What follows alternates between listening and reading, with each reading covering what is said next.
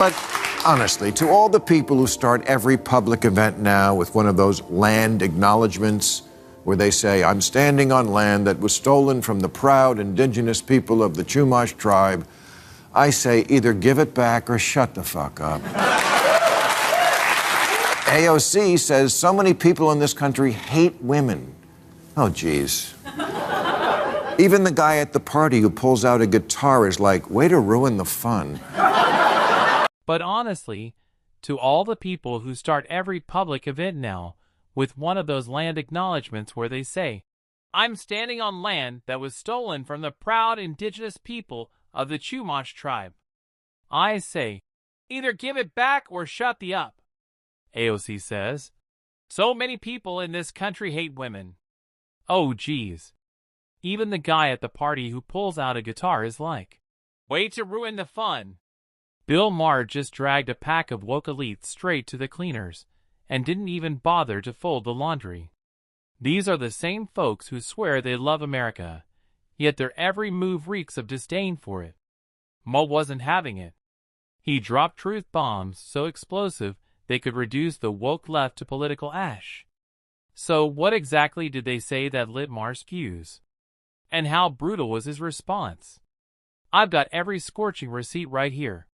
So, buckle up because it's about to get fiery. And that is what's so odd about this time that we're living in. For all the talk about fighting for the soul of America, nobody seems to like it very much. Too many liberals give the impression that to them America is just a big the red, white, and EW. A country that started out bad and will always be bad. Founded on an unrelenting history of sucking.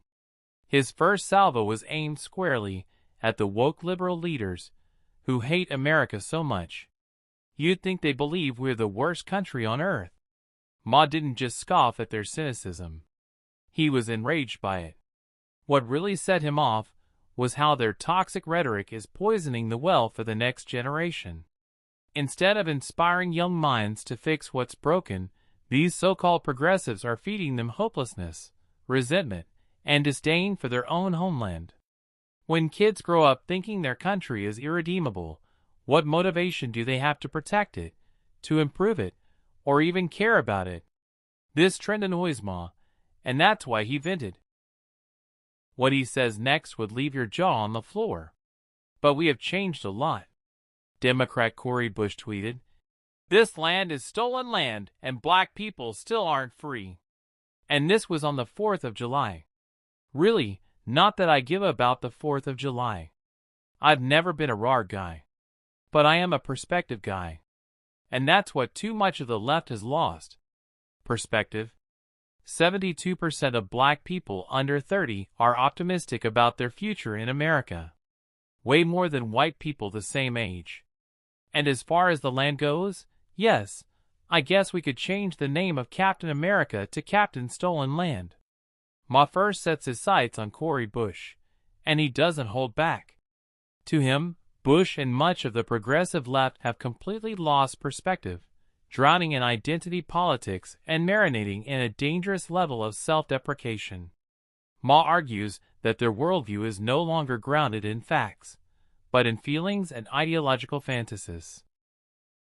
They dismiss inconvenient truths and replace them with tailor-made narratives that serve only to stoke division and grievance.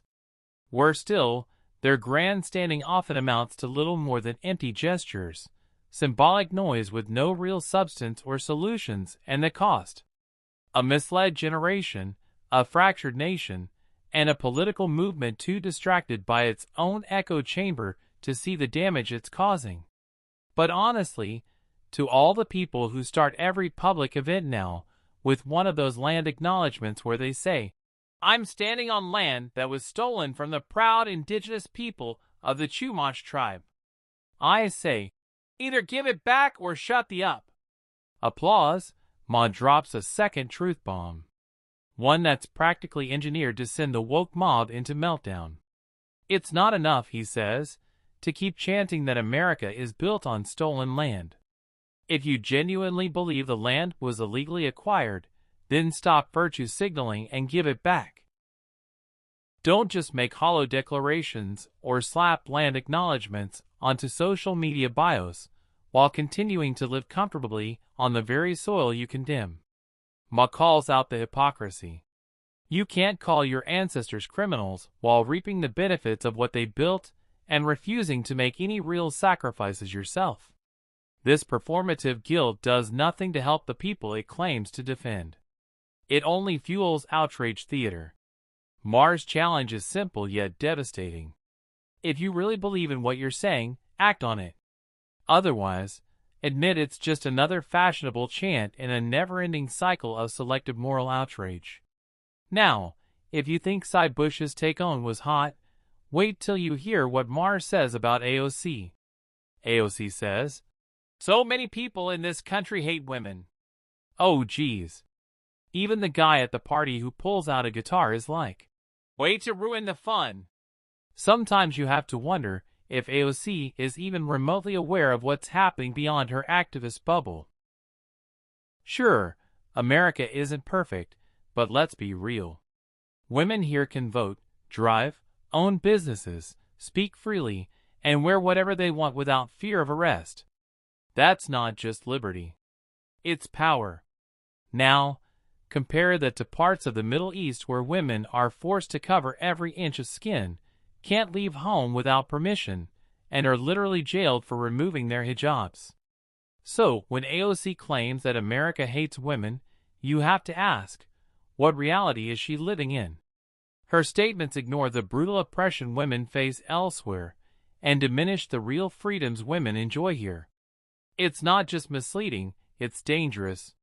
Ma argues that this kind of rhetoric warps young minds, making them believe they live in a dystopia instead of recognizing the progress and privilege they already have. Congressman Jamal Bowman says capitalism is slavery by another name. No, it's not. It's the thing that has given more people more prosperity and hope than any other system. Flawed though it surely is. But the likes of Jamal Bowman and Bernie Sanders love to preach about fighting the oligarchy. But let's not ignore the elephant in the room. Their own party is crawling with oligarchs. If they're truly serious about dismantling elite control, maybe they should start by calling out the billionaire power players funding their side.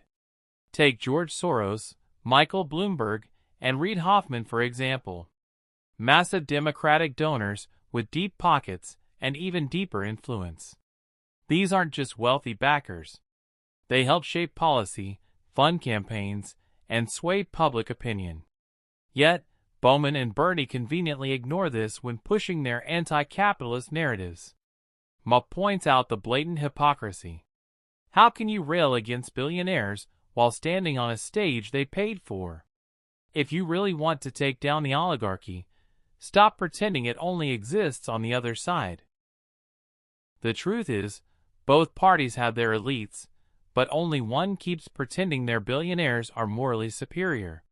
But again, something like the free market is kind of synonymous with America. And if you don't like it, I don't know how you can say you love this country. You know who loves this country? You know who's not constantly complaining about what happened 200 years ago?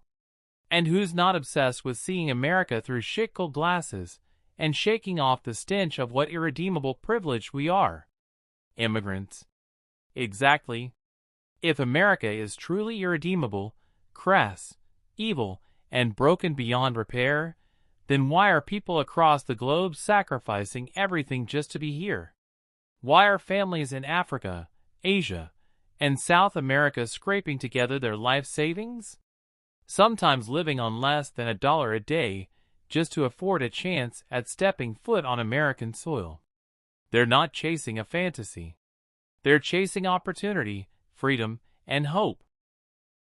That alone should tell you something. The loudest critics of this country often forget how the rest of the world sees it. Not as a dystopia, but as a beacon. If America is so terrible, why are migrants risking their lives crossing deserts, oceans, and borders to reach it? Maher's point is clear. Our imperfections are real, but the privilege to criticize them freely only exists because of the very freedoms America provides. That contradiction is one the woke crowd refuses to reconcile. Ask any of them why they came here, and they will tell you the same thing. Ron DeSantis put me on a plane. Applause, but they will also tell you that America, for all that's so shitty about it right now, is still the last best hope. And those people asking for our votes to take it over should remember that. So if the Democrats have any real interest in reclaiming power in 2028, they need a serious reality check. America, with all its flaws, isn't the dystopian nightmare they so often portray.